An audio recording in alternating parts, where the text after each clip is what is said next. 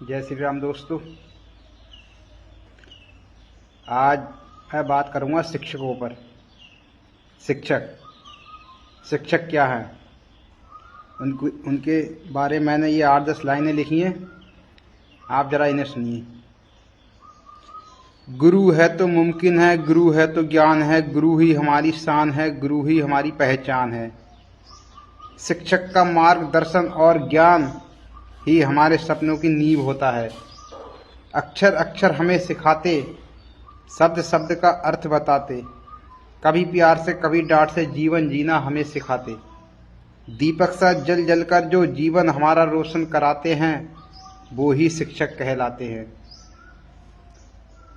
ये शिक्षकों के लिए मेरी ये 8-10 लाइनें थीं और उन सभी शिक्षकों के लिए मेरा हाथ जोड़कर सर झुकाकर नमन, आदर, सत्कार और प्रणाम है। कोटि कोटि प्रणाम।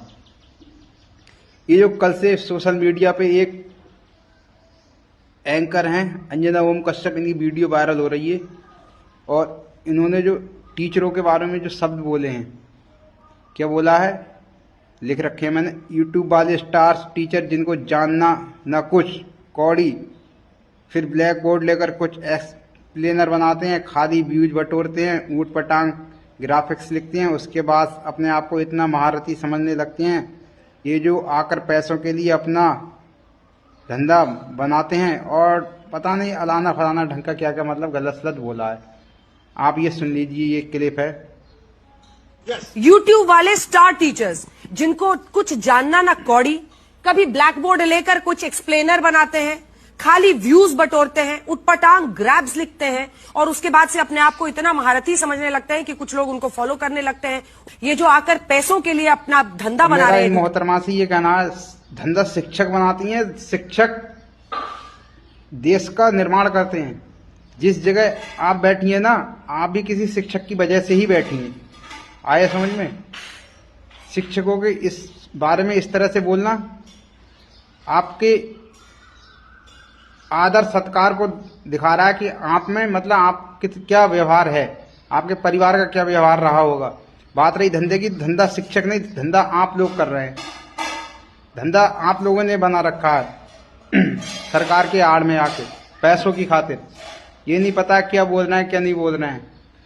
आपकी रैंक दुनिया में 157 भी है आज तक न्यूज चैनल वालों की, और हो सकता है खिसक के और नीचे आ जाए, 200 पार पहुंच जाए। ये हाल आता है आपके। आप शिक्षकों के बारे में इस तरह से बोल रही हैं, इसलिए शिक्षक। और मेन बात, दूसरी बात ये है, सर इतनी सारी मतलब जॉब निकल रही हैं, वैकेंसियां, लेकिन सरकार का मेन फोकस शिक्षकों पर ही क्यों है कि टेट। अरे जो लोग 2010 से पहले के, उन्होंने पढ़ना तो छोड़ ही दिया होगा, वो क्या टेट देंगे, सीटेट देंगे। मतलब सारी जो तलवार लटकी है वो शिक्षकों पर ही है सभी की। जिन जज साहब ने ये फैसला सुनाया है कि टेट जरूरी है, उनसे कहा जाए आप 20 साल 25 साल पहले जज बने थे, वही पेपर आप फिर दो, तो क्या वो पास होके दिखा देंगे? गारंटी के साथ कहता हूं नहीं हो सकते। एक न्यायिक पेपर इनसे भी कराया जाए पास के लिए कि भाई तुमने 20-25 साल पहले लगे थे, अब दोबारा दो पेपर। नहीं कर सकते ना। किसी के बारे में कहना बहुत आसान है और उसको निभाना बहुत उतना ही मुश्किल हो जाता है।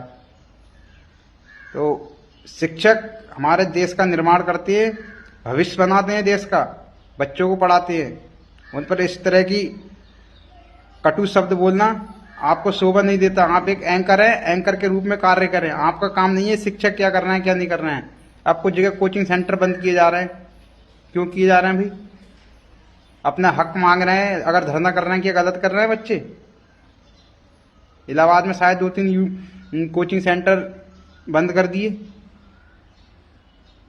तो आपको माफी तो मांगनी पड़ेगी, राजी नहीं जबरदस्ती, वरना घसीटा जाएगा आपको। शिक्षकों का अपमान नहीं सहेगा हिंदुस्तान, आप गांठ बांध लो। शिक्षक देश का निर्माण करता है। शिक्षक ही नहीं होंगे तो बच्चों को पढ़ाएगा कौन, देश को बनाएगा कौन? ये एक प्रधानमंत्री अकेले चला लेगा देश को? ये तुम वहां टीवी पे बैठ के जो बोल देती हो तब चल जाएगा देश?